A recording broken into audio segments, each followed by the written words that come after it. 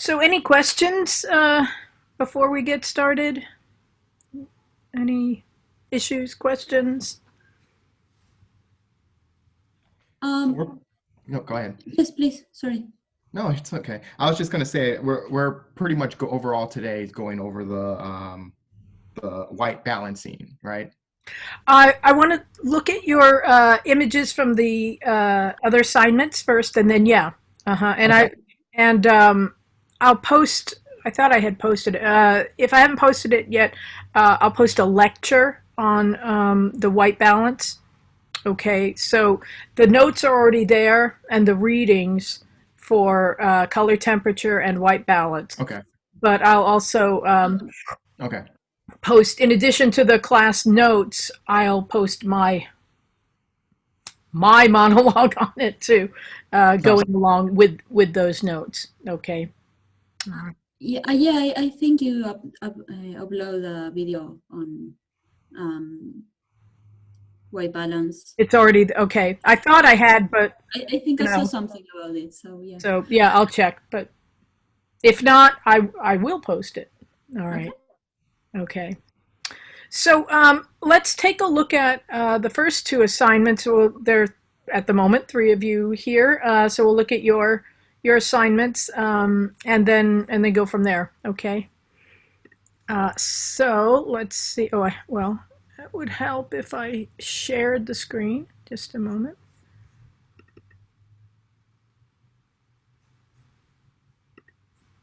Okay, and so the first assignment was ISO, bracketing ISO and equivalent exposures. So let's take a look at those here. Maria, we'll look at yours. Um, After I receive your feedback mhm. on first assignment, I already updated. Oh, you've reloaded them? No, when I got your feedback, I have already uploaded the second assignment, so I changed that for the third assignment. Because you say that I use the same subject, so I try to change that in the third assignment, not in the second one, because I already uploaded by Oh, the time. okay. All right. So the let me. You know what? Let me just go there a moment.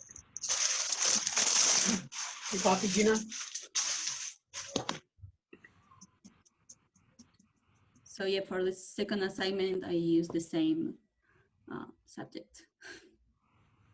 The second. Oh, for the depth of field. Yeah, it's another. It's I use a Plashy for the second assignment, but yeah. I see. Okay, but you have not reloaded new ones? No, no, No, no. no. Okay. All right. Excuse me.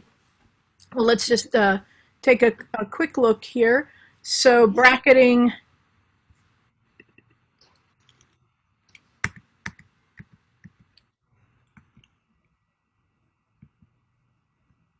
So normal, -1 and +1 essentially. And then the same for the second set. Right. So yeah, and those are great, but I wanted two sets of two different things.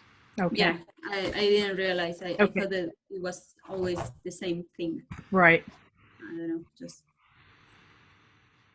Uh, so equivalent exposures, excuse me, they should all be the same.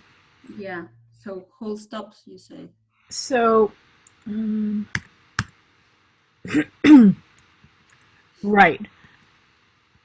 So from F4, it would next be 5.6, but that's close enough. 8, then should be 11, 16, 22. So some of them are a little Yeah. dark. And why is that? Let's see. So you're in manual mode. And when you're in the manual mode, you just have to pay more attention, to being exact. This is pretty much it. Um, excuse me. Sorry, my my throat is doing something. Um, given that, I mean, they're fine, you know. Uh, it's easier to do equivalent exposures if you're in the aperture or the shutter priority mode, because then the camera figures it all out for you and you don't have to worry about it. Hmm. You know, that's all.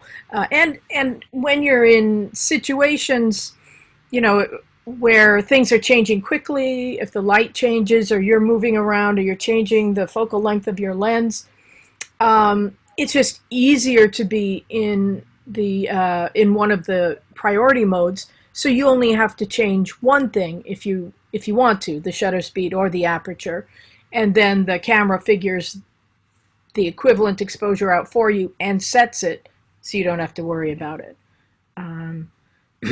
Some people, I guess, some people think it's kind of cheating, but I don't. I mean, you know, it's what you would presumably have done if you'd had the time. It just makes life a little easier, you know. You still have to think about what you want. It's not like being in the auto mode, you know, where the camera does everything. Okay. Okay, and so for ISO,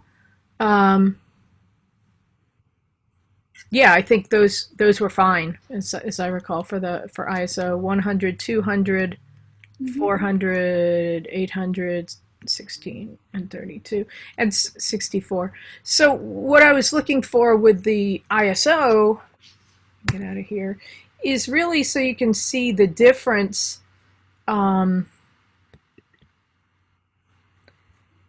The difference in the quality of the image between you know, a low ISO and a high one, or a, you know, lower sensitivity and a greater sensitivity. So here, 6400 and 100 ISO, and the 100 is a little out of focus because it's not as sensitive. You need more light, and you had to use a slow shutter speed, and so you're getting just a little bit of motion, body motion, you know. But that aside, you can see all the graininess, I think, of the image in the 6400 ISO. Let me see if I can get us in a little bit closer. There. So yeah, I mean, you can just see all these dots all over, and that is what happens with, you know, as you go up in the speed or the ISO rating, and it's a trade-off. And some people really like grainy images, you know, with film. They would shoot with high-speed film, and other people hate grain and want a nice smooth image. So in part, it's taste. It's the kind of image you want. But the general rule is to shoot at the lowest ISO that you can while still kind of keeping your options open, while still being able to use some different shutter speeds and apertures, right? But again, the point of this assignment was to show you really what the images look like at different ISOs.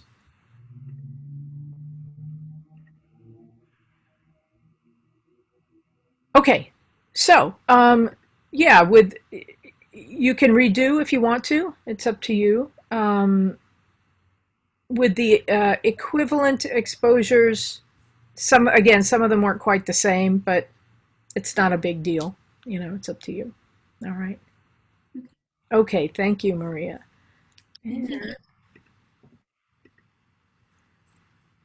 Okay, Jeffrey.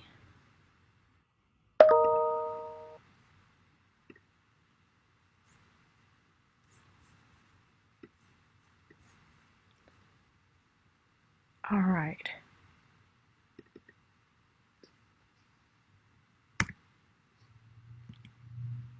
So normal, or what the light meter said was correct, a -1 relative to that, and a +1.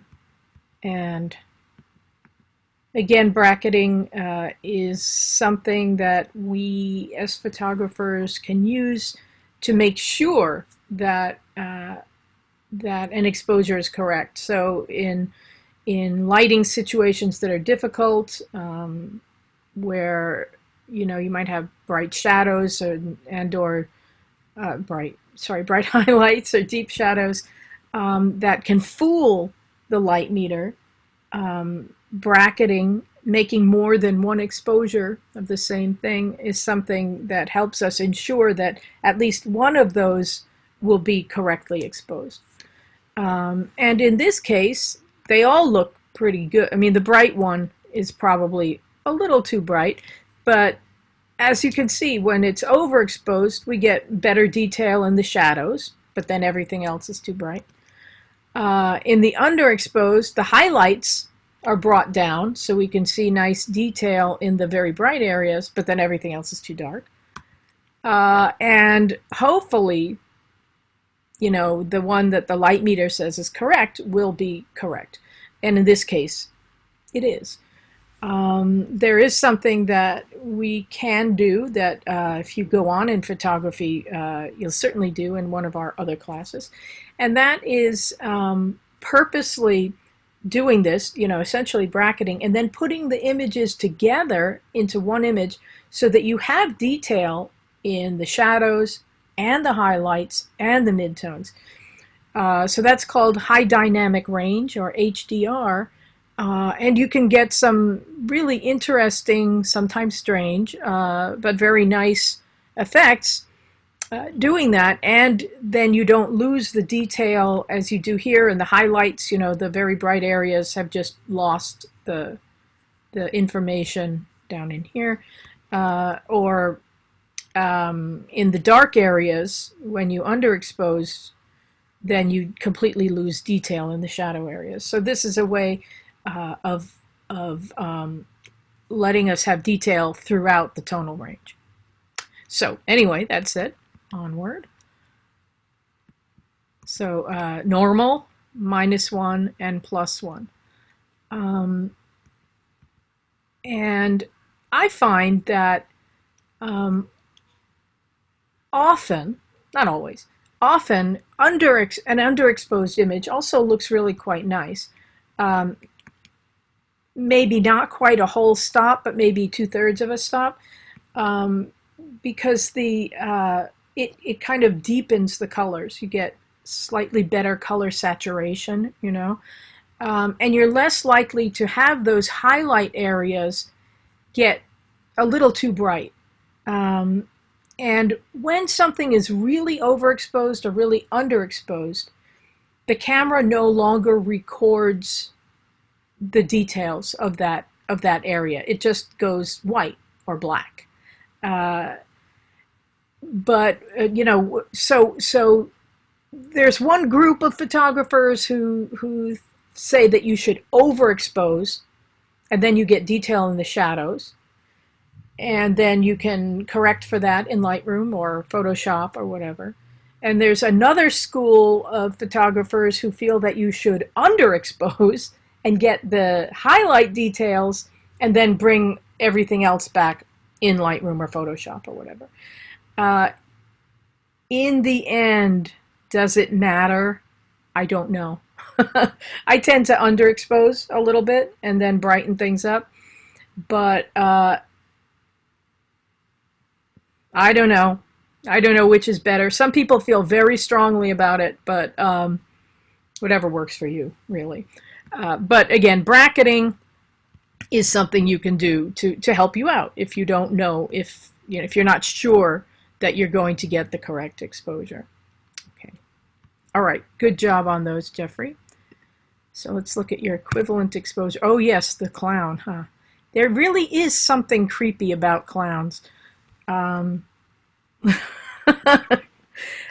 So in these guys, yeah, you didn't have to use the intermediate stops, the intermediate f-stops, but what I was looking for with equivalent exposures, of course, is to see that the exposures in terms of light and dark are the same, which you got definitely.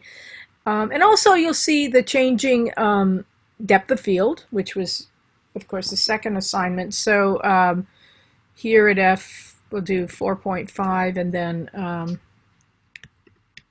this one at F29. You know, it's immediately obvious that because the aperture is, the apertures are so different, the depth of field has changed quite a lot. So the one on the left at f4.5, a large aperture gives shallow depth of field, and then f29 on the right, we have great depth of field. And there we go. I guess that's a little too close. Wow, it's even creepier up close.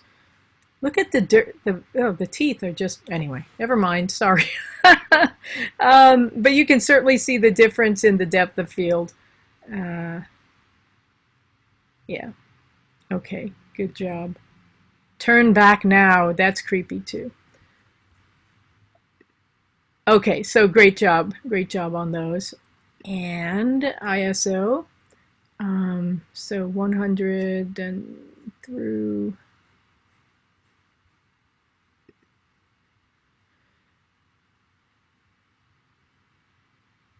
so we'll do through 3200 first.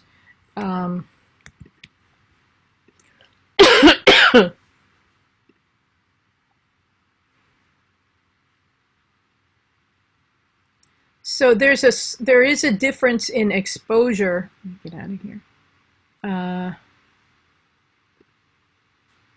And it at the front end and the back end, you might say. So not so much the front end, the back end. So Jeffrey began with a 6/40th of a second at f4.5 ISO 100.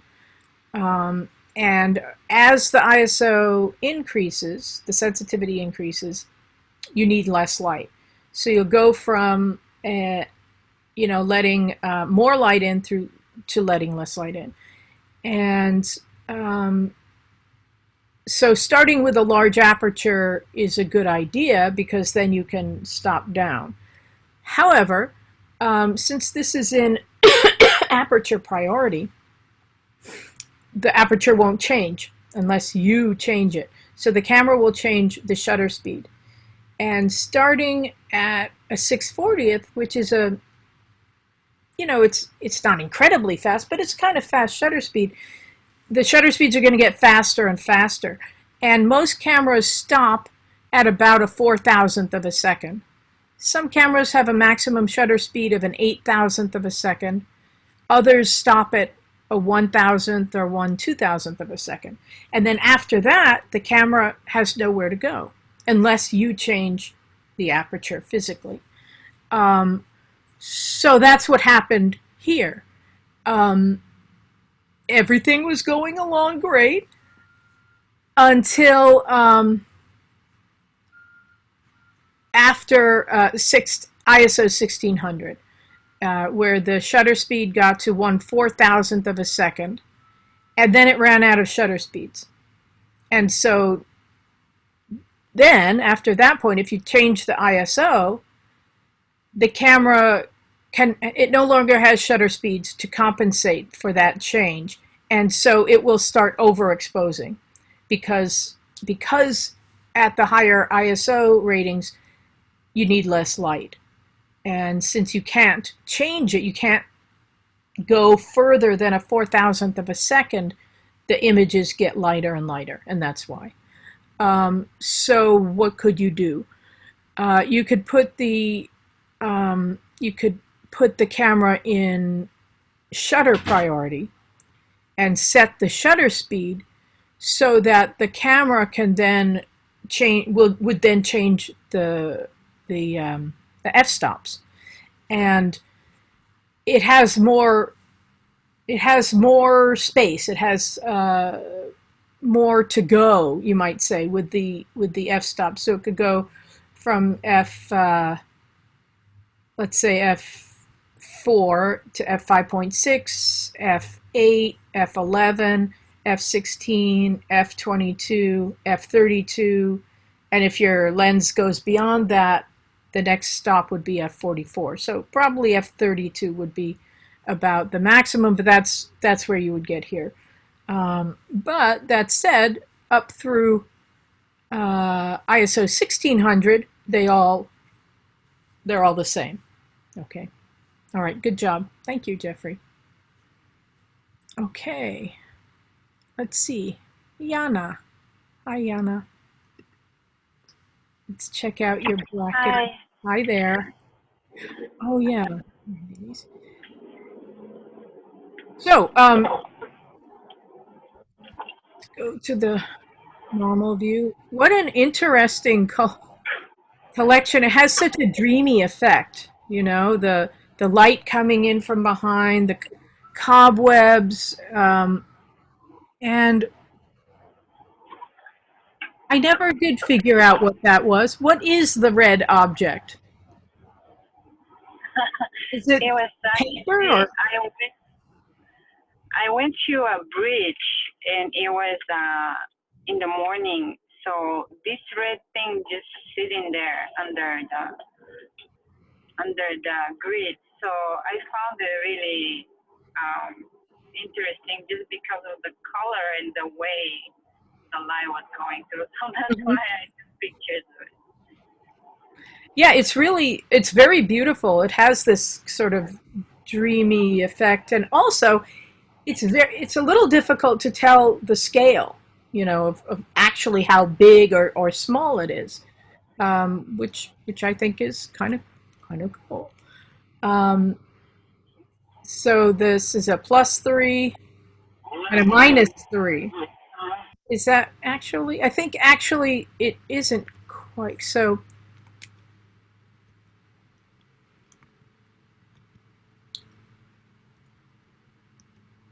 Interesting. So the shutter speed only changed by a little bit from a 100th to 1/80th, but you also changed the ISO.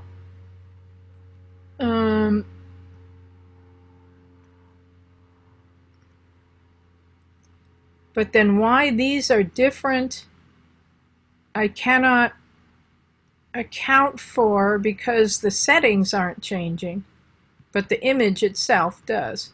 Weird. So the shutter speed, the aperture, and the ISO are the same here as they are here, but the exposures are different.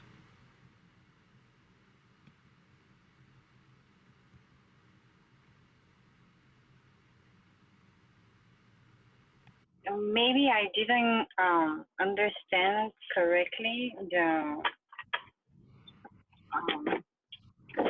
what we had to change. I thought we have to go -1, 0, and +1. That's right. For some reason it says -3, 0, and +3. I don't know why. But the settings don't change in the way I would have expected them to. But at any rate, the effect is about what I would expect. Certainly the darker one is considerably darker. The lighter one maybe not as much of a difference as the dark one goes in that direction. Which one worked best for you? Actually, I have so many of them. Maybe I can try to redo the assignment.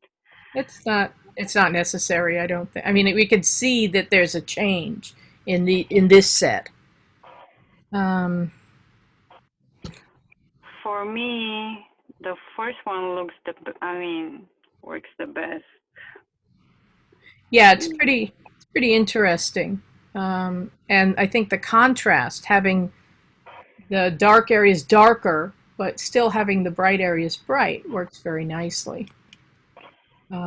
These ones, the shadow areas are a little washed out.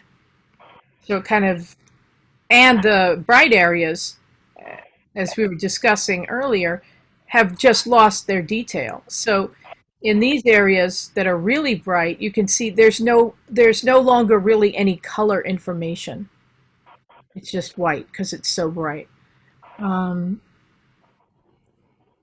So yeah, I mean, I think this one works nicely. It could be a little lighter in the shadow areas. So these guys, I love the image. I think that coming in really close and having this shallow depth of field works beautifully. In terms of the exposures, though, they're all the same. So they haven't really changed. The shutter speed, the aperture, the ISO. ISO changed a tiny bit in this one. But other than that, they're about the same. So, and a third of a stop isn't that much. You know, a whole stop is technically it's half as much or twice as much light. So I'm just going to put this in the develop module, which is where you guys, of course, will be, you know, are working. Come back image. Oh my God. The exposure slider here in the develop module, as you move it, you see the numbers change also. That's in stops. So when it says +1, that's one stop more. So as if you had changed the shutter speed from a 60th of a second to a 30th of a second, or from f8 to f5.6. You're letting more light in. In the minus, so -1 stop, that's as if you'd change the shutter speed from a 60th of a second to 1/125th of a second, to a faster shutter speed, or from f8 to f11, right? So a third of a stop, out like that, there isn't a huge difference.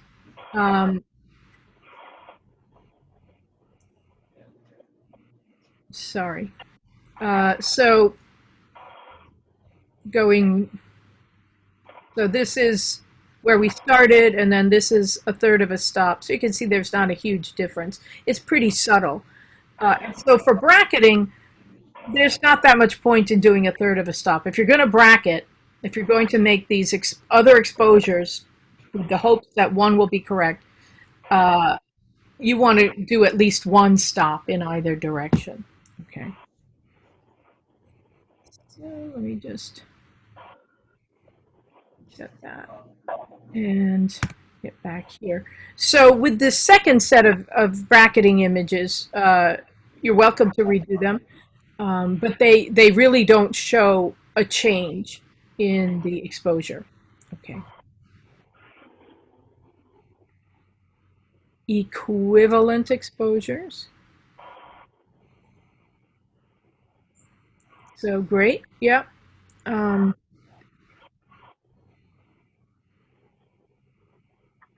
13th of a second at f32. Mm-hmm.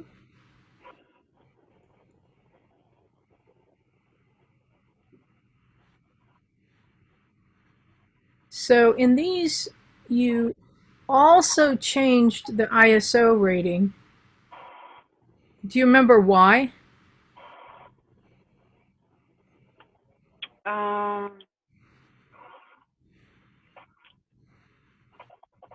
I think I didn't change I was only trying to change the aperture.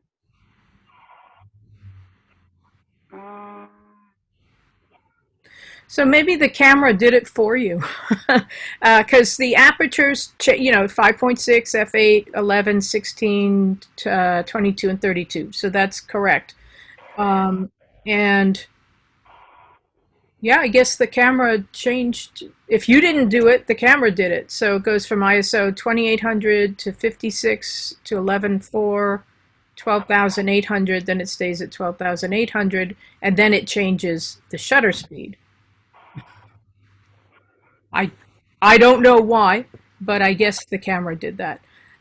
In terms of exposures, they're pretty close. Um,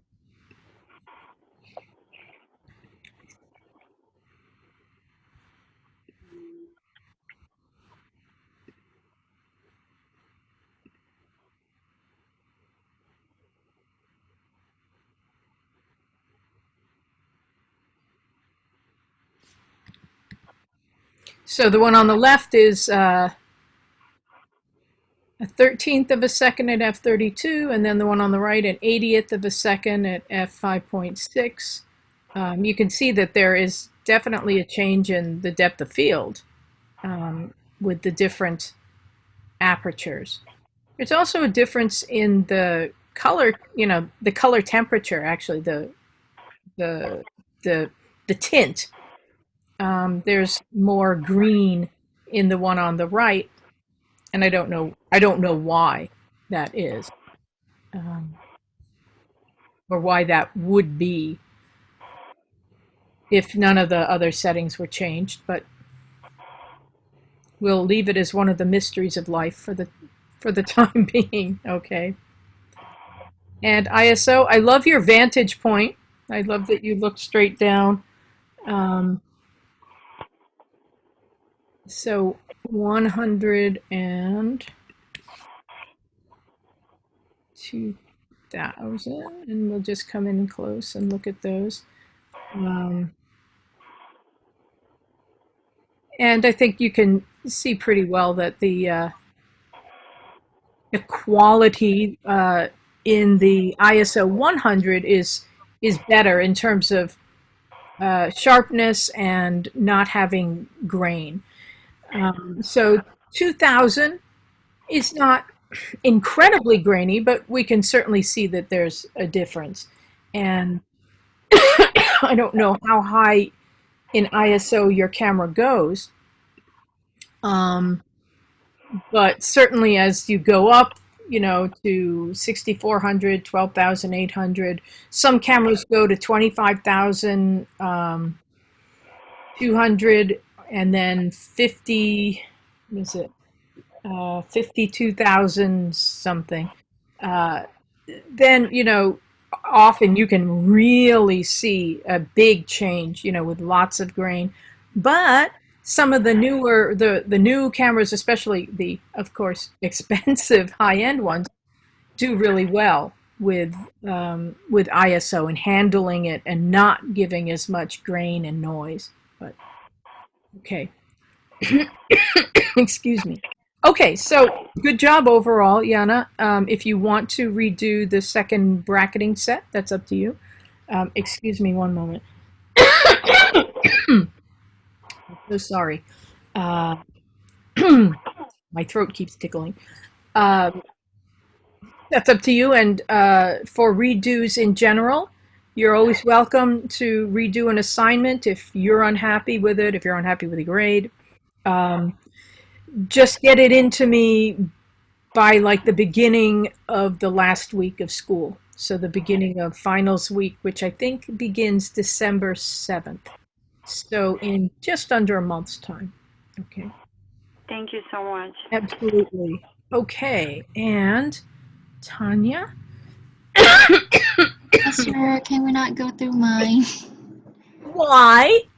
I did it wrong. I need to redo it. And so I'm Okay. embarrassed. Well, let me take one quick look here. Okay. Okay. Yeah. Okay. That's fine. Yeah. So you just need to keep them the same, right? Yeah. Yeah. Yeah, I figure I did it wrong. Oh, can you actually talk to me about my bracketing though? Like you mentioned about Definitely. the. Oh yeah, I like the creepiness of these. I like your vantage point from shooting from below, and the light illuminating from below. So let's see here.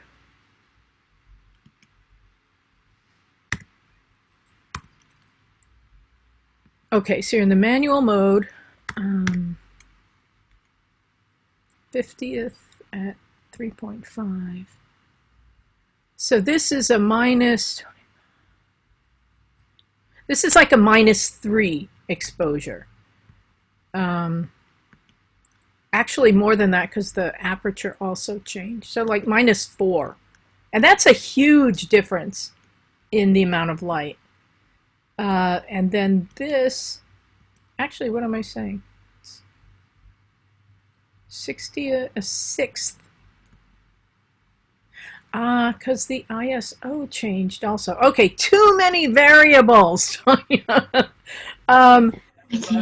ISO changed and the shutter speed and the aperture.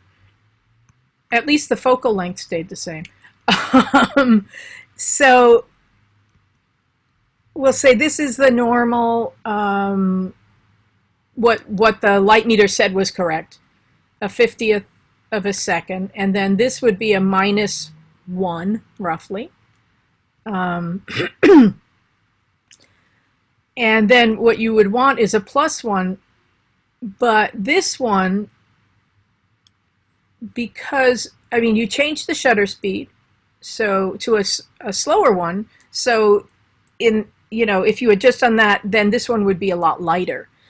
But the aperture closed down by 1.5 stops, so it got darker because of that, and the ISO rating went down from 6400 to 100, which is 1, 2, 3, 4, 5 stops. And so that would just make it totally dark, which is pretty much what happened here, except for the very bright area. So what you wanted to do here was just keep the ISO the same and go to like 1/25th of a second, and you would have a 1-stop overexposure, if that makes any sense. Yeah. Okay. So obviously, I assume you can't shoot the same exact thing again, but you can just redo, anything. It doesn't matter in a lot of ways what you're shooting, just to show that you're changing the exposure, right? Was this actually shot 2 years ago? No, it's just my camera. I need to change that. I figured it probably wasn't, because why would you be doing this weird bracketing assignment 2 years ago, right? But anyway, that's, for everyone, check your date and, date timestamp so that it doesn't say that you're shooting in 1969 or something. Okay. Okay, so does that answer your question about bracketing? Yeah. Okay. Yeah, thank you. Okay, sure. And with the others, as I recall, with the equivalent exposures, you needed to kind of Yeah. equalize them, so to speak. Okay, Okay. great. Thank you.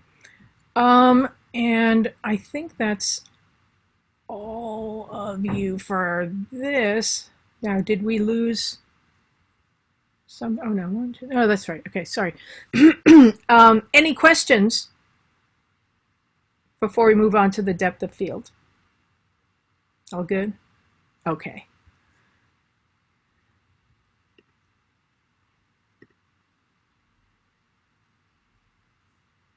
Do we have grade for that assignment yet? It should, yeah, all the grades should be in for that. Oh, I don't have my grade for that assignment. Really?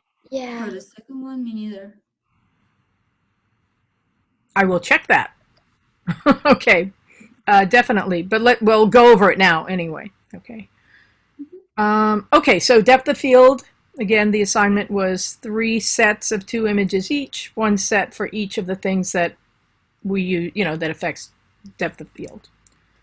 Oh, such a cute cat. I love pet images. Okay, so f3.5 on the left and f22 on the right.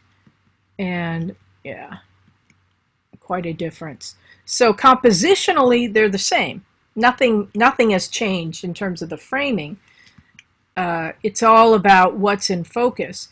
And, you can see that with the image, the shallow depth of field image, our eyes are really directed to the cat, to the point of focus.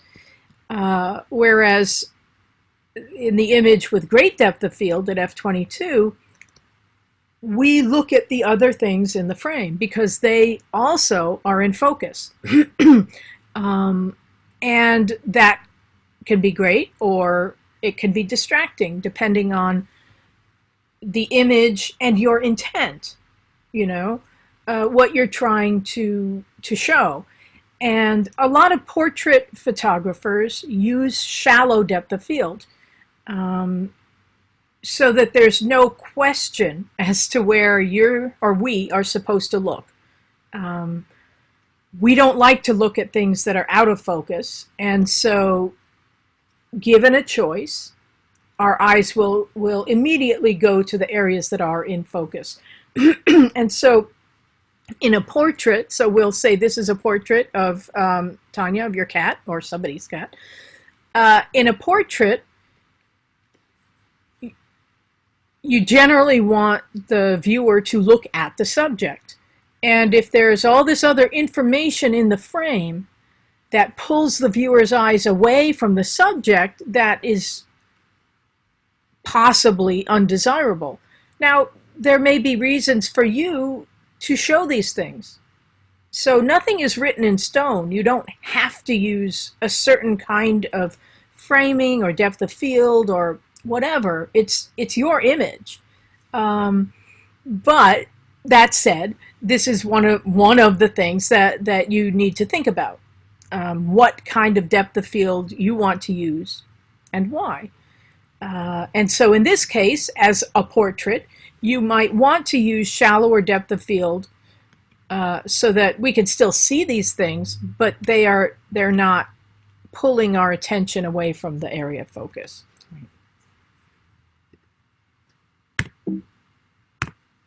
Oh, okay, so here the distance has changed. So the focal length of the lens is the same, the aperture is the same.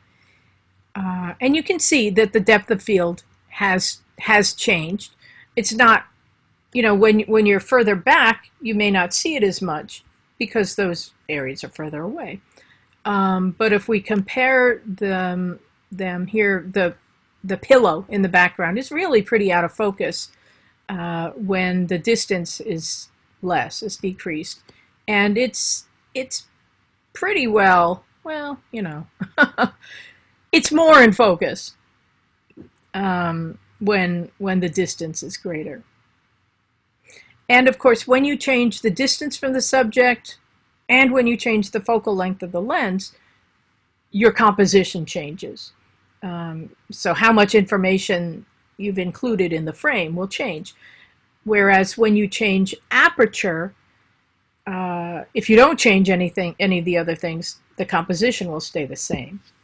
And for, that's one of the reasons that when we as photographers want to change the depth of field, we change the aperture.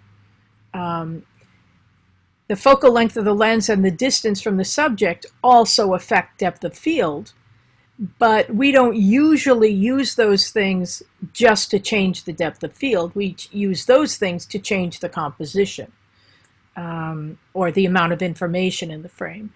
When we're concerned with depth of field, then we change the aperture. Okay. So here the focal length of the lens changed from 18 millimeters, which is wide angle, to 55 millimeters, which is in the normal range. Very cute. Okay, so yeah, this shows the difference in depth of field very nicely.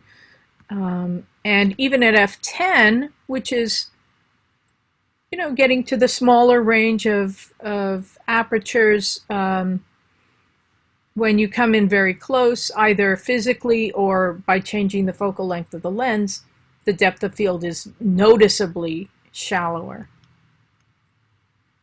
Okay, good job. I would like, actually would have liked to see each of these segments in a different situation, but that's it. Okay, very cute cat, and nice job at showing the change in depth of field.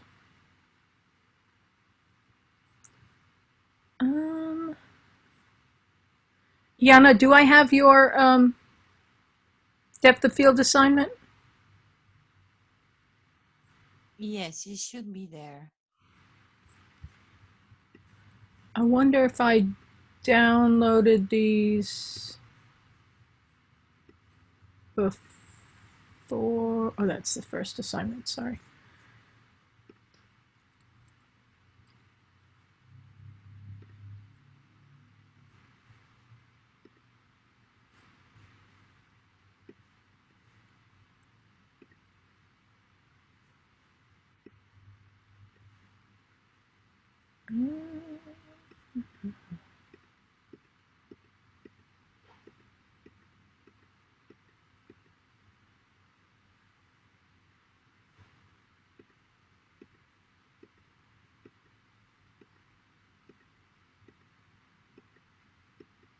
Sorry.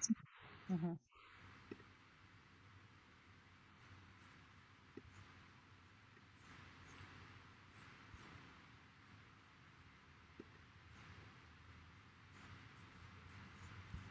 Ay, this thing is in the way.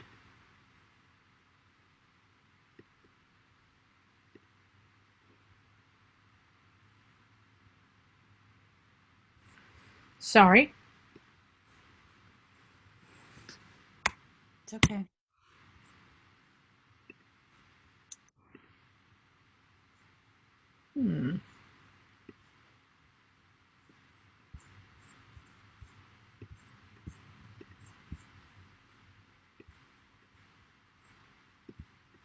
Ah, that's why I didn't hit the arrow.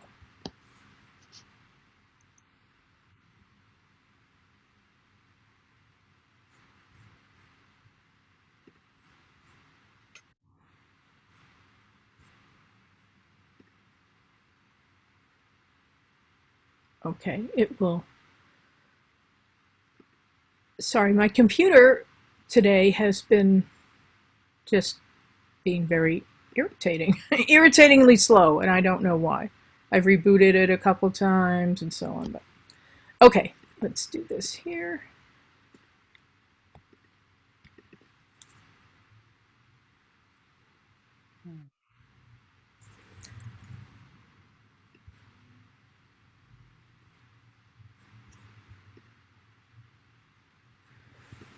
Okay, so here you change from F 5.6 to F 22. And it's the reason it's a little difficult to see the change in depth of field is because you're not that close to the subject, and it's not that the depth of field hasn't changed. Look at all that beautiful detail. So this is at f5.6. And then this is at f22. And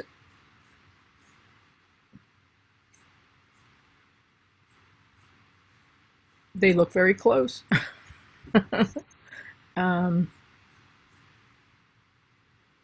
So one reason it's not as easy to see is because this image here at f22 is actually darker.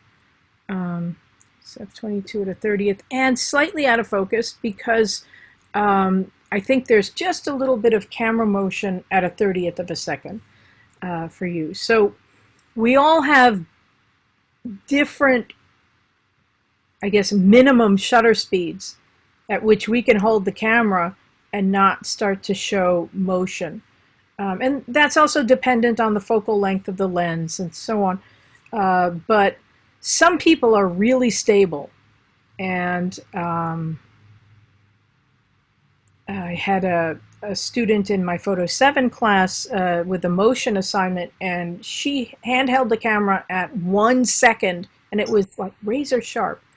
For me, a 30th of a second is just about the slowest I can go, slow shutter speed without starting to show some motion. And some people, you know, if some people who drink a lot of espresso every day, you know, have a lot more shake and maybe can only hand hold the camera at a 1/25th of a second or so on, and so on. But I think I'm seeing some camera shake here, which is why it isn't quite as sharp. And let me just lighten it a tiny bit.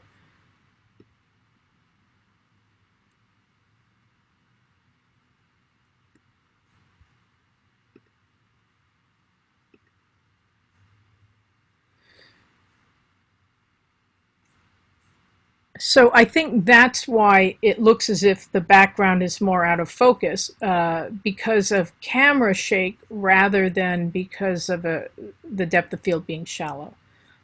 So I am not seeing a big difference here in the depth of field. Maybe when we get further out away from the point of focus. Yeah, that is a bit sharper with f/22. But again, the reason that it's not as apparent, well, there are two reasons the difference isn't quite as apparent. The first is that you're further away from the subject, and the further back you are, the greater the depth of field will be in general. And then also because of the slow shutter speed that you have to use with a small aperture, you're starting to get some camera shake. What can you do about that? You can use a higher ISO rating, which will allow you to use a smaller aperture and still have a somewhat faster shutter speed. That's the first thing that I would do. Sorry, I always have trouble with these finding anything, and I am looking for the ISO rating.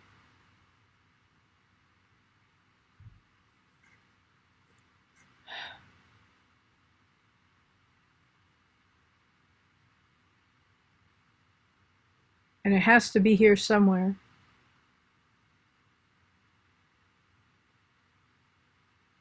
I'm just not seeing it.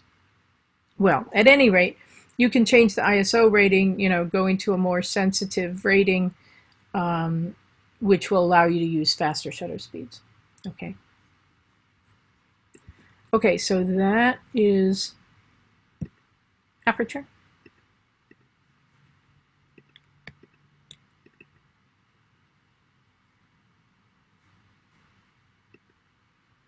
Distance from subject.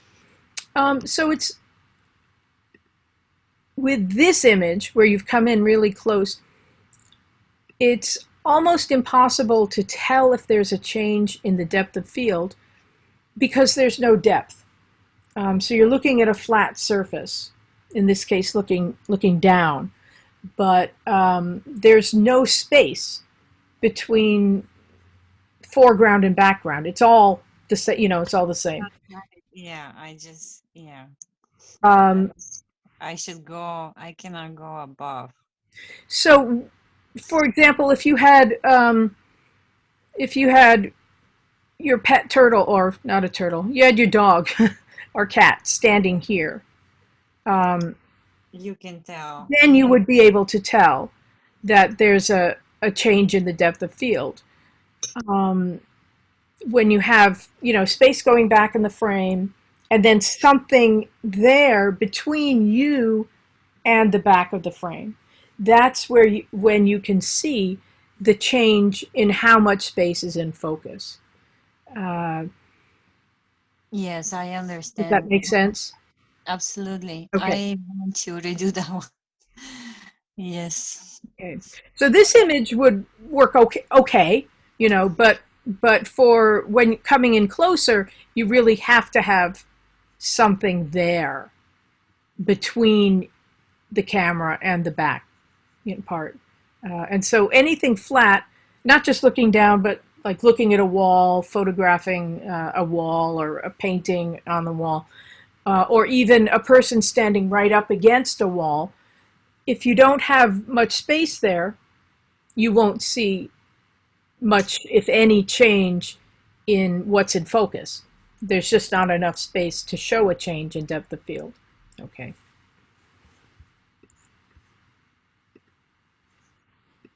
And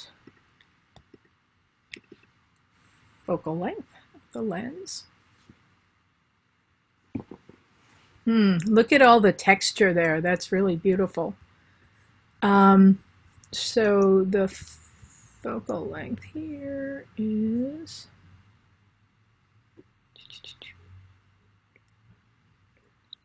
55 and 18. Okay. So this image at 18 millimeters was made with a wide angle lens. And the depth of field is certainly great. You can see that the foreground and the texture in the background are both, it's both really sharp. With this one, it's hard to see because we don't see much background. But if we look at the very edge of the, the side of the frame, we can see that the background and even this, the part of the bark that's a little behind is not nearly as sharp as the area that was focused on in the center of the frame. One sec here. So that is at f5.6. And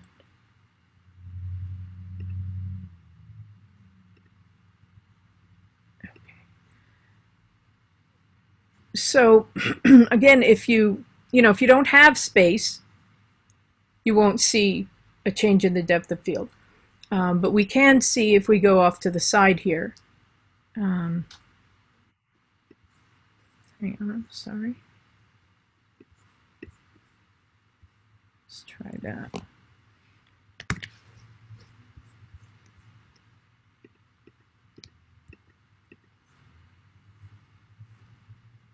Oh, come on. The difference between the area on the right where we just see bark and then the background here. The background has certainly fallen off in focus. Okay. And revert. Revert.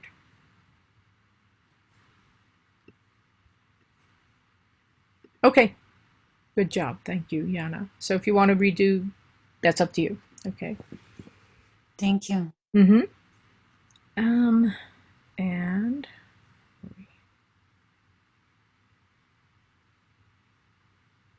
sorry.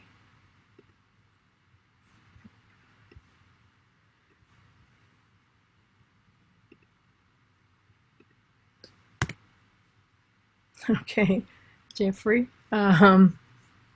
Is that Thor? Okay, so Thor isolated from his weapons of mass destruction, and Thor within his weapons and associates and so on. Okay, so f4.5, shallow depth of field, and f10 with much greater depth of field. It's still a little shallow, and that is probably because you're in pretty close. So, and how can I tell that? Because the focal length of the lens is 35 millimeters. And so I know that to have the subjects take up this much of the frame, you had to be in relatively close. But definitely much shallower depth of field here at f4.5 and different effect. What an expression on his face. Ah! Okay, good job. Okay, beautiful bird of paradise flower. So here you've changed the your distance from subject. About how far would you say you were in these two images? I would say I was probably about 3 feet away. Hmm. And then much closer here in this Yeah. one. Yeah. And yeah, a huge change in the depth of field just by changing the distance by maybe 2 feet or so, or maybe more than that. But the background is completely out of focus here, and even the foreground, this part of the flower that's closer is already, get rid of that, soft in focus. Whereas here, even when we come in closer like that, the depth of field is definitely greater. Yeah, beautiful. And beautiful isolation of the flower. Okay. And focal length of the lens, so 18 millimeters and 15, so wide angle. What was your point of focus? What were you focusing on, if you recall? It was just the entryway of the trees. So, Back when in you here. go in, you clearly get a more closed environment, but when you come it back up, it opens up and you can see everything. Gotcha. Yeah. Okay. Right. So F10. Mm-hmm. Yeah, it's when you come in this way, you can see that there's a change in the depth of field.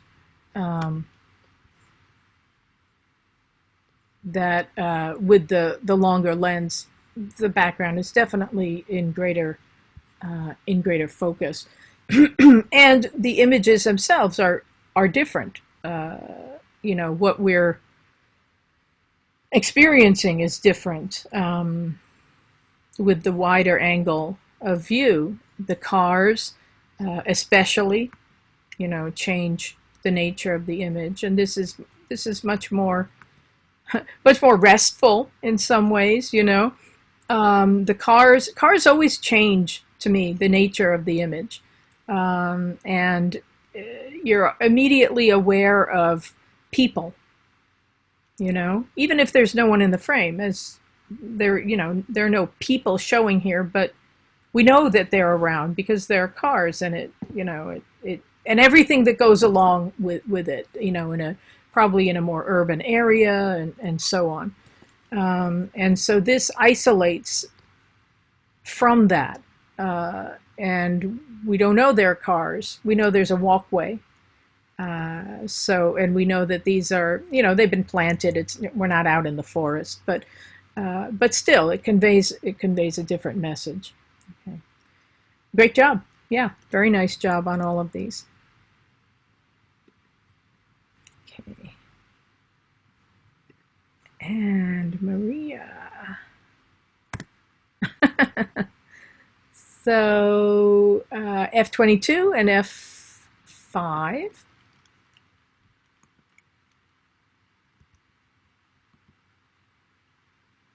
So great depth of field, shallow, and the shallow definitely isolates the little stuffed animal, and in some ways, well, first of all, the people have left the frame, which actually works better in this Yeah, case. I was trying to leave people out of the frames, but it was really hard sometimes. Yep, there's often no escaping them. But, I think that in this case, the shallow depth of field image is, the one that kind of pulls me in more, in part just because the creature is isolated. Nothing else is sharp, but also it just has something more of a minor mystery to it. Why is this creature just sitting here all alone? It just seems a little more haphazard to me with the great depth of field, that maybe it just happened to be there. Somebody left it, or whatever. And the image is about all this other stuff too.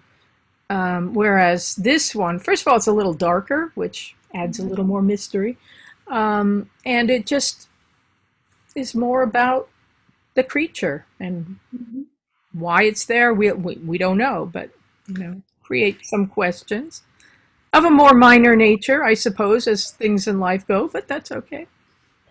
Okay, good. And I use the same subject as I said before because I got your message after I submit this. So, how far were you, would you say? About 2 meters, maybe. Okay. Maybe 1.5. Yeah. So 4 to 6 feet, maybe 4.5 to 6 feet. Yeah. Yeah. And then this one, obviously much closer. Yeah. Half a meter, maybe. Something like that. Sorry? Half a meter, perhaps. No, that was like Closer than that. That's okay. 40 centimeters. Yeah. Okay. Yeah. Right. Anyway, you could certainly see a change in the depth of field, even at f5.6, which normally would give you shallow depth of field, but with the being further back, the depth of field is definitely greater. And of course, the creature is part of the landscape here, and this is more of an examination of the creature. Good. I love what happens in this area to the light. And this is something called bokeh, not as in a bouquet of flowers, but B-O-K-E-H. And it refers to the effect that you get with shallow depth of field. And different lenses give you different effects. And some people are very, very concerned with the bokeh of a lens.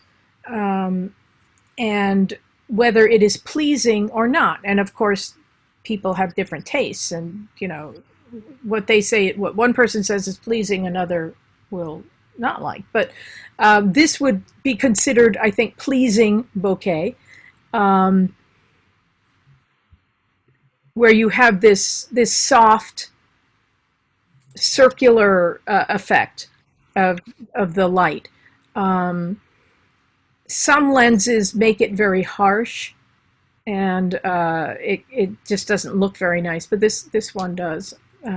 Anyway, that's part of the consideration for some people with shallow depth of field, is the effect that the lens has on those areas of that are out of focus, especially areas that deal with points of light. Okay. And change in focal length of lens, so 55, a normal lens, and 18, which is wide angle. And again, I like this one. The wide angle lens, you're starting to see a little of the distortion that you get with wide angle lenses, so bending of the light, especially at the edges of the frame. And that's called barrel distortion. So barrels, of course, bend outwards, and that's what happens to the light at the edges of the frame. And the wider the angle of view, the shorter the lens, the more of that distortion you get. And you're starting to see that here. You can see the edges are a little bit bent. And some people love that effect and always use wide angle lenses to get that, and of course to get more information in the frame. Other people hate that effect and use longer lenses, either normal or the opposite of wide angle, which are the telephoto lenses. But I think it's very pleasing here, that the creature, the subject, is in the center, but you have this sense of space around, and the distortion kind of emphasizes that. And this is more of a kind of portrait in a way. So, okay, great job. Thank you. Very nicely done. So again, depth of field is one of the things that is important in the makeup of your image. And I know that especially at the beginning, it seems like there are so many things to consider. It can be overwhelming. Oh, what shutter speed do I use? What aperture? What focal length of lens? And then the shot is gone before you can make a decision. But eventually it comes together and it becomes second nature, and you don't think about it that much. But the depth of field is usually, or it I guess should be, one of the things that you do decide on consciously. How much of the frame do you want to be in focus? Why? So there are things that people tend to do. So with landscapes, people tend to use great depth of field, where everything from the foreground to the background is in sharp focus. Portrait photographers tend to use shallow depth of field, where almost nothing or very little, aside from the point of focus, the subject, is in focus. But none of these things are written in stone. And hopefully you will experiment and try lots of different things and see what works for you. And even that won't necessarily be set in stone. Something that works really well in one situation or with one type of image may not work with another, or you may not like it, or you may want to consciously change that effect.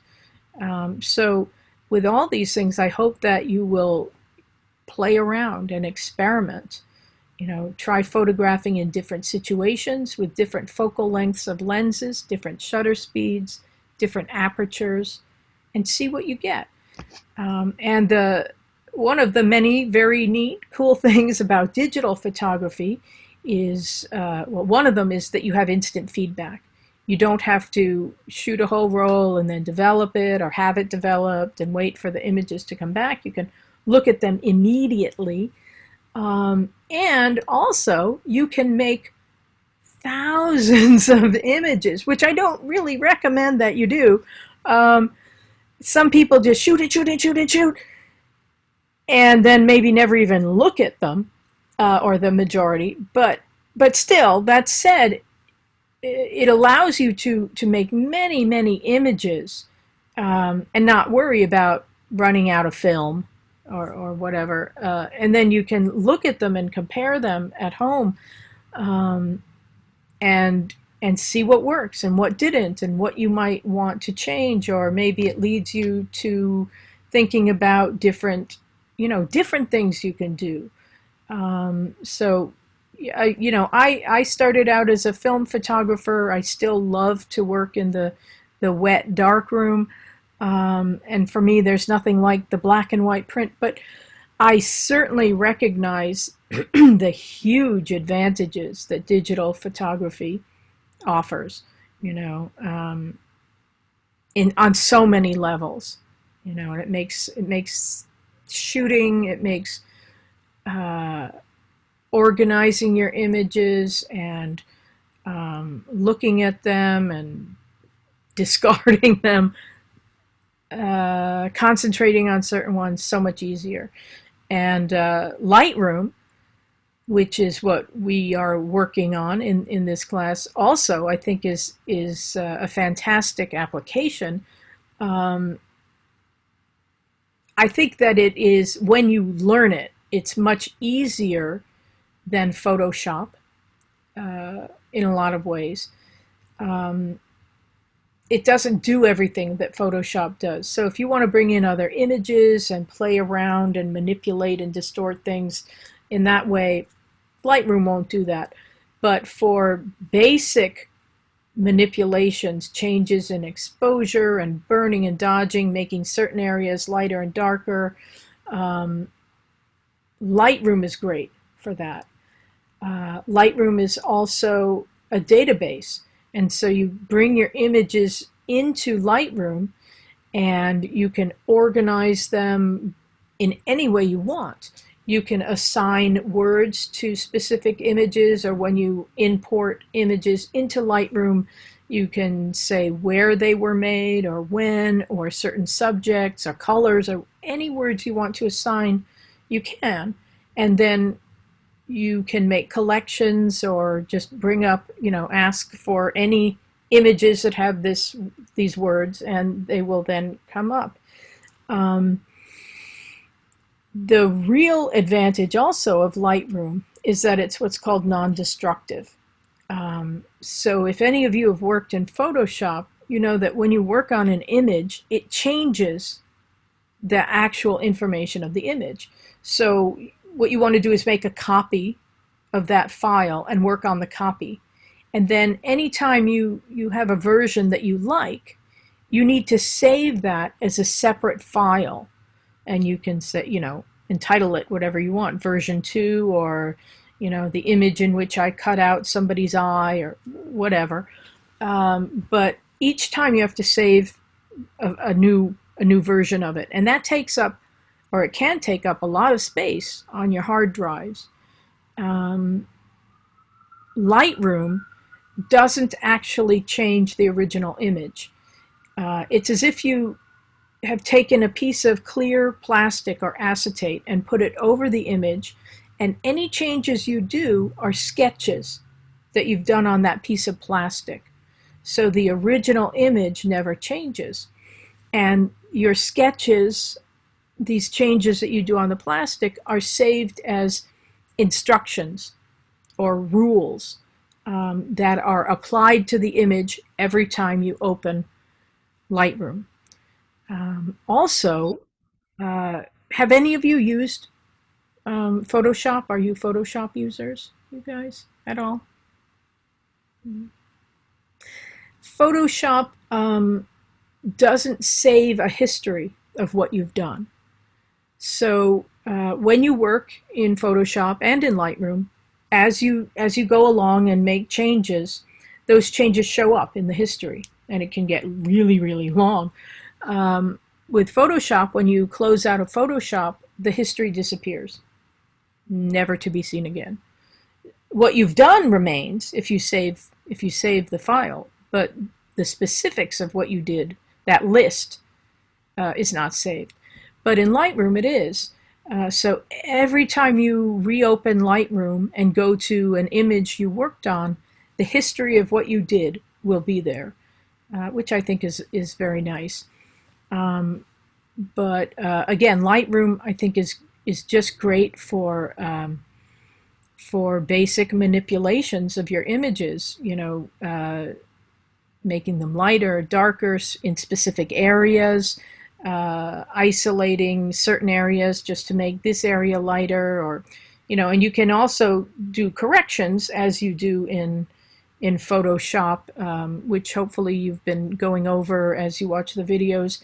And the videos that I've put in, and then my own instructional videos, you can copy things, and put them in different places. You can use the healing brush and get rid of little dots and so on, which you do in Photoshop too. But anyway, I think it's a wonderful application.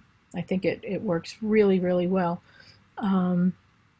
Again, I think the structure of it, in some ways, it took me some time to get used to it anyway, like where do the files go when you load them in. And in part, that's because I learned it kind of backwards, and I was teaching myself, which maybe I shouldn't have done, or maybe I should have taken a class first. But hopefully some of that gets passed on to you, so that you know how to load the images into Lightroom and how to find them and so on. But that said, hopefully you guys are working in Lightroom some and will be doing, are going on and doing more. The next Zoom meeting, I will go over more of Lightroom, but if you have any questions, specific questions now about it, please feel free to ask, and any other questions, of course, besides. Anybody? Any questions? No, nothing? Well, let me just do a very brief, yes. Tiziana, I want to ask for redoing an assignment. For any of the assignment, we just need to submit it before December 7th. If you're redoing, yeah, submit it by like December 7th so that I don't have like everything descending on me on December 11th, which is the last day of finals. Okay. Now your last assignment, I think the final is, you have to finish that by December 11th at midnight. And I think the last assignment has to be submitted at the, by that time as well. But any redos, I hope that you would submit a bit before that. Okay. But again, you still have almost a month to do that. Okay. I saw that we have exam. How is that exam works? So the exam covers the technical stuff. So the basics of the camera, lenses, the aperture, the shutter, how they work together, equivalent exposures, depth of field, and also the next subject, which is color temperature and white balance. So I'll be going over that. Probably not right now because we've already been going for an hour and a half. But I will record me. Again, I think there is a recording already. I'll check that. And if it's not that good, I'll re-record it. So that, yeah, the next block of information is color temperature and white balance, and that also will be on the exam. The exam, I don't remember how many questions are there. 25 maybe? I'll have to check. But the grade is worth the exam is worth 20% of your grade. So it is multiple choice. The answers are there in front of you. You just have to figure out which it is. I don't think there are any trick questions, to my knowledge. And you can retake it once. So you can take it, and if you feel you didn't do well or you didn't do well, you can take it again. Okay. And of course, the higher of the grades be counted. Any questions? No? So let me just quickly do a quick and dirty talk about just like the basic steps of what I might go through in Lightroom. So of course, to work on the image, we go to the develop module up at the top, first library, then develop, which is where we spend the vast majority of our time. And each module, of course, has panels on either side, and each module has different controls and information. So in the develop module, we still have the navigator, which is the picture of, it's the image you have selected. If you don't want the navigator there, you can close it. I like to have it. And then the sizes, you can come in and zoom. And you can move that by dragging it here. So you don't have to like move around in this kludgy way with the move tool, the big image. You can just move the selected thing around. You can change the magnification if you want. I find 1:1 and then 2:1 is pretty good for most things, but yeah. There are presets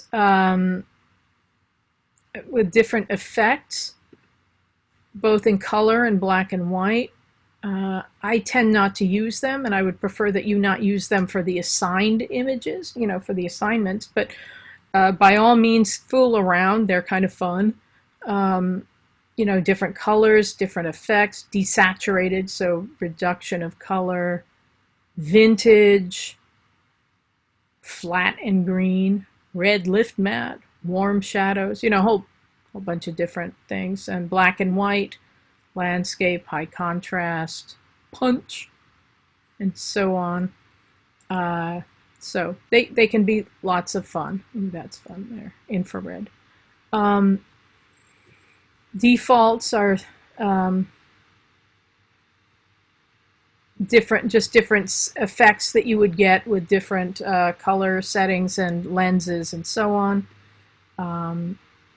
Curves. Anyway, these are all presets that I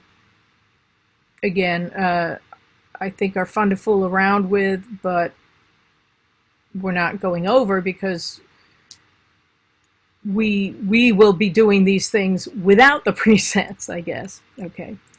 So after that, snapshots, you can make snapshots of your images at different points in where you've been working so that you can see what the different, you know, what it looks like at different points.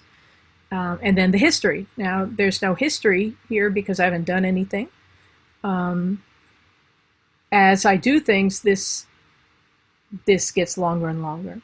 And then finally, collections. So you can't see the entire scope of your images as you can in the library mode where everything is there. But in the develop module, you can see the collection in which you are now working. And if you want to, you can see the images in that collection. So here they're just 2 images, so that's what shows up down here. On the right, here is where we do the magic, so to speak. So the tools and the different things we can do. So this area has, I think, 7 or 8 different sections. Let me close them all. Basic, tone curve, HSL color, split toning detail, lens corrections, transform, effects, and calibration. And most of the work that we do will be in basic. Some tone curve, some people like it, some people don't. HSL color, which is manipulating specific colors in the frame. And then some others depending. So when I first open an image, I go to lens corrections. And the first thing I do is click on remove chromatic aberration. And chromatic aberration is a distortion of color. So chromos, meaning color in Greek. Aberration, something that's wrong. So if there are little areas or big areas that have gotten distorted for whatever reason, maybe your lens is funky or whatever, this should correct for that. And the next one is enable profile corrections. That is up to you, and also on the settings of your camera when you shot the image. So this isn't coming up on this image, but and I'm not sure why, but Lightroom has a huge library of information on different cameras and lenses and their known qualities and characteristics. And if those lenses or cameras do things that are kind of out of the norm, Lightroom has that information. And so it says here, enable profile correction. So it looks at your camera and lens, which isn't showing up here, and asks if there's if there are any known effects that should be corrected for. And if there are, when you check this, it will do that. It's up to you if you want to correct for that if it shows up. I often forget to do it, and then when I go back and do it, then it kind of changes the things I've already done. So I wouldn't worry too much about it. But remove chromatic aberration is good. And then I go to the basic module and I quickly look at the exposure. Is it correct? Is it too light? Is it too dark? And I can lighten or darken it. And I'm looking at the midtones because I can see that the highlights are bright and I can see that the shadows are dark, and I can work on those separately. So I'm looking at the midtones and they're pretty good. I might lighten them up a little bit. Okay. And then highlights. The highlights are really bright. So I can bring those down and look at how much detail I get back in the bright areas. But it also goes a little gray, so, there are trade-offs. But maybe I'll bring those down. And then next is shadows, and my shadows, some of them are a little dark, so I can open those up a bit. And I don't want to go nuts, because then it starts to look kind of weird, right? When everything's evened out. So I want my shadows, in this case anyway, to remain darker, but maybe not quite as dark, So I might do that. Whites and blacks. This is in some ways the same as changing contrast. So low contrast, high contrast. It's just more specific by doing it with white and black. So contrast deals with the difference between light and dark areas. So a low contrast image is gray, and there isn't that much difference between the shadow areas and the highlight areas. High contrast has a lot of difference. Bright white, dark shadows. And usually you want something kind of in between. I can open up the whites a bit here and maybe bring the blacks down a little bit to make it a slightly punchier image without going nuts with black and white as it does with just using the contrast slider. With the sliders, excuse me, if you want to go back to 0, you don't have to kind of go back and forth like that till you get there. If you just double click on the slider, it will go back to 0. Okay. Presence, texture, clarity, dehaze, vibrance, saturation.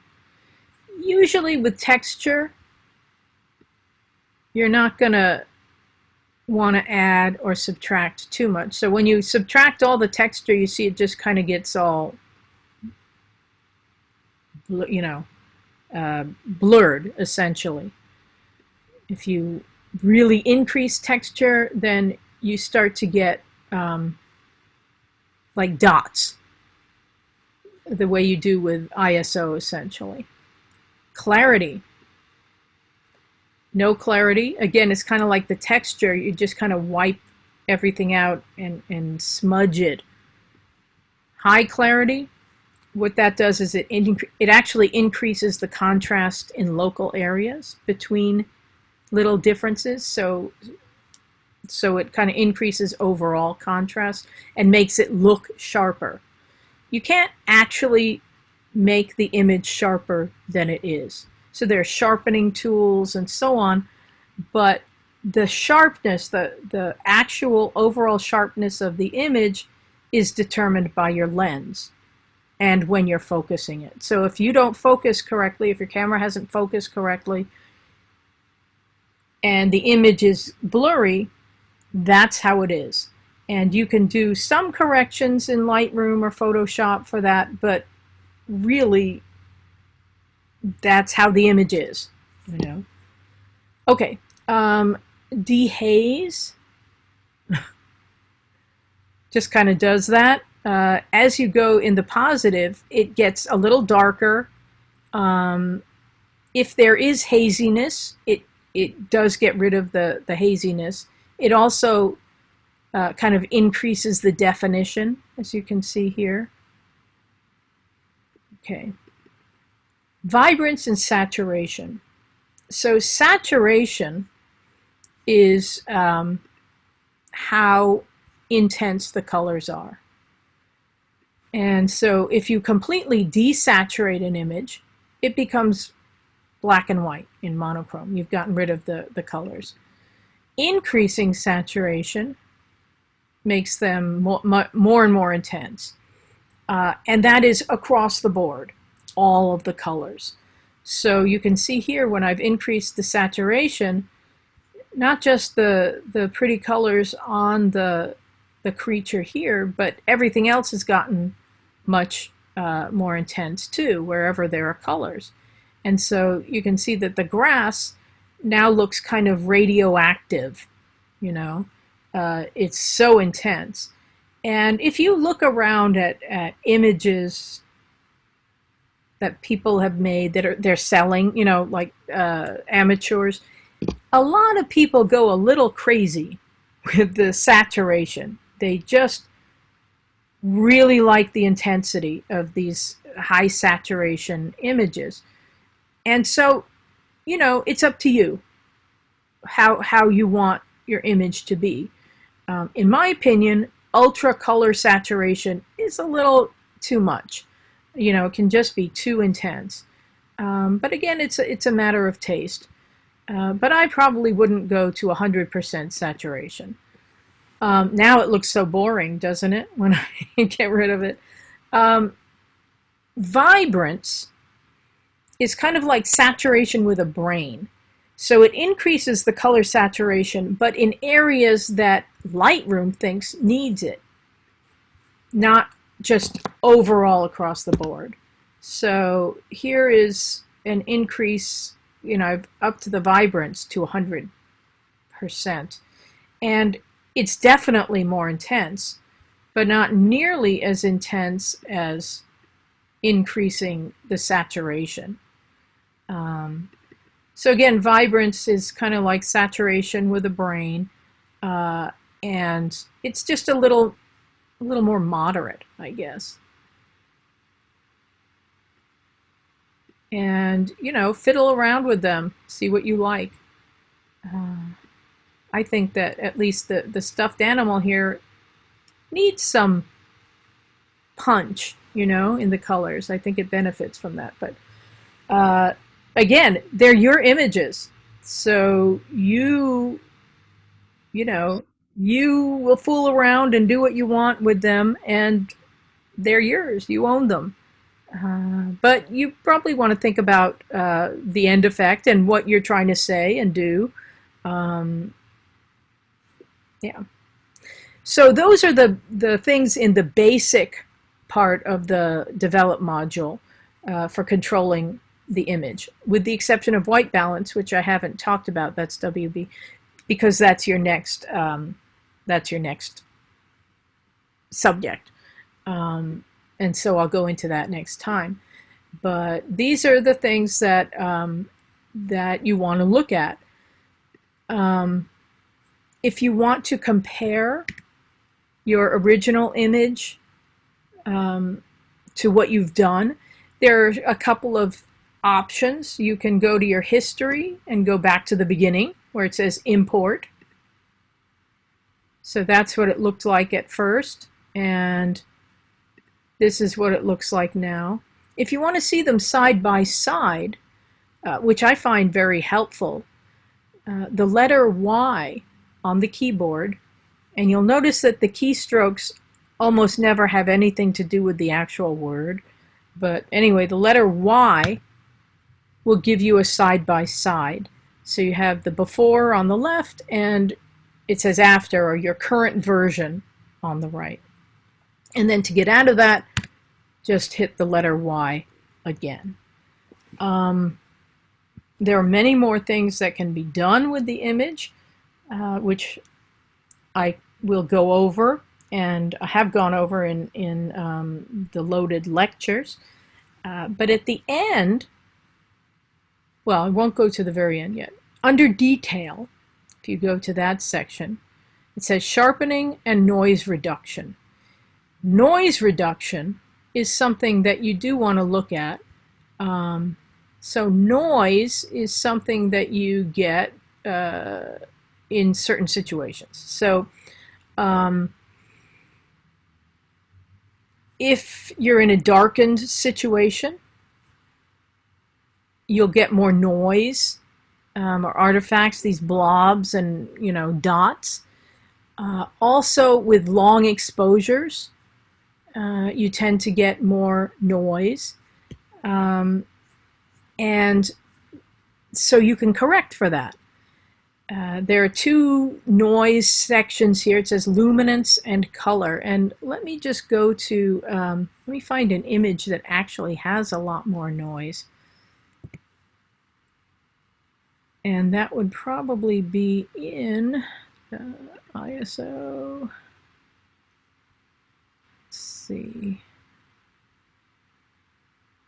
Let's try that. No.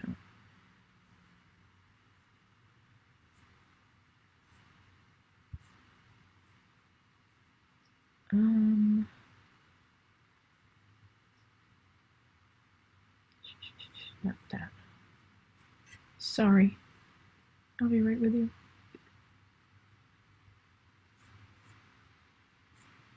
Okay.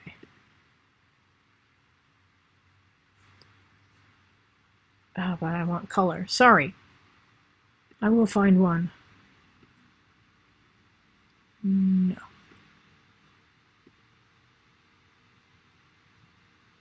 Okay. That's only 800. I'm sorry. I should have loaded some examples to begin with. No.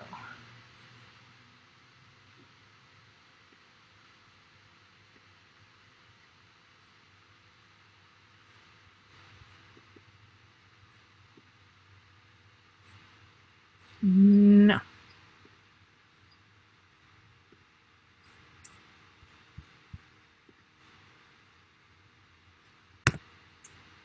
Okay. This should be good.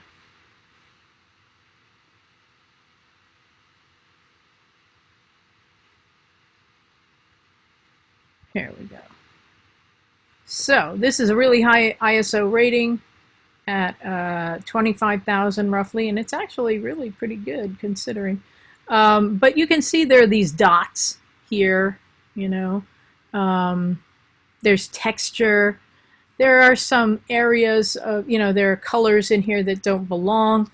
So if I go into the develop module and go to noise reduction, I deal with color first. So the color will correct for these little blobs of color that don't belong there.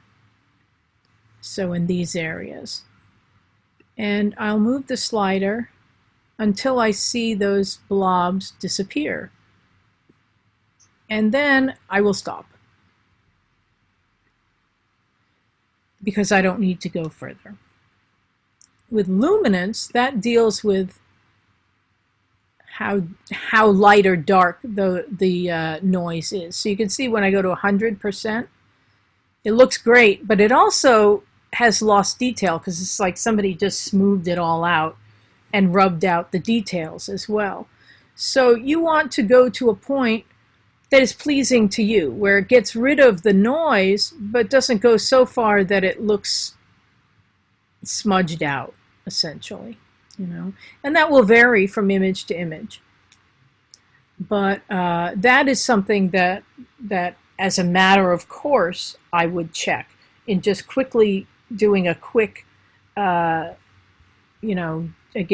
fast and dirty cleanup of an image or manipulation of an image. Then finally, I'll get out of the detail. I go to effects, and then it says post-crop vignetting. And vignetting is making the edges of the frame darker or lighter. in the past with portrait photography, some portrait photographers would go lighter on the edges. Generally, though, people tend to go darker, and that is to contain the image. So you don't want the edges to be brighter than the center of the frame, because that's distracting and it kind of pulls your eyes out of the frame. So you want to darken the edges a bit, usually, but you don't necessarily want them like that. You might, that's up to you, but most of the time you're probably going to just subtly darken the edges. So maybe, anywhere from 10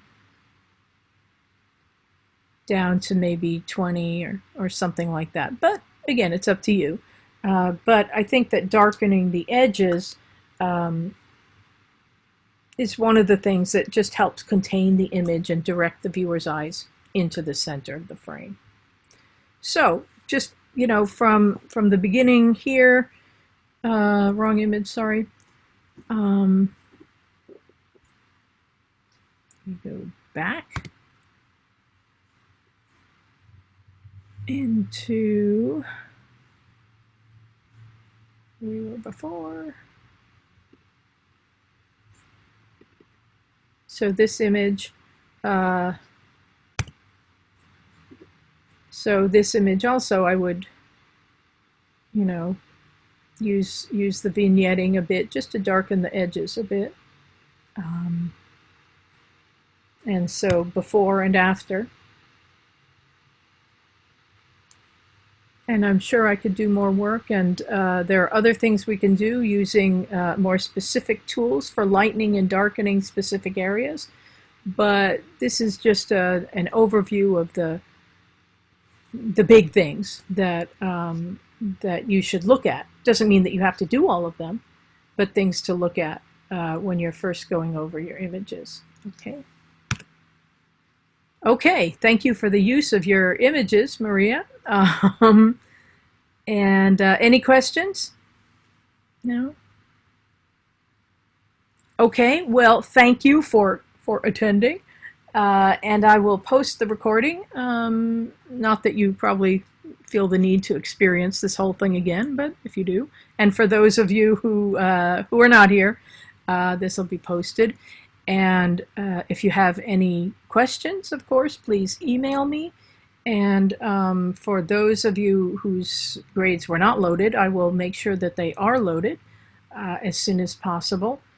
And I hope to have another couple of Zoom meetings at least, and hopefully one next week as well. Okay, but anyway, take care, stay safe, stay healthy, and yeah, see you soon. Okay, bye. Bye.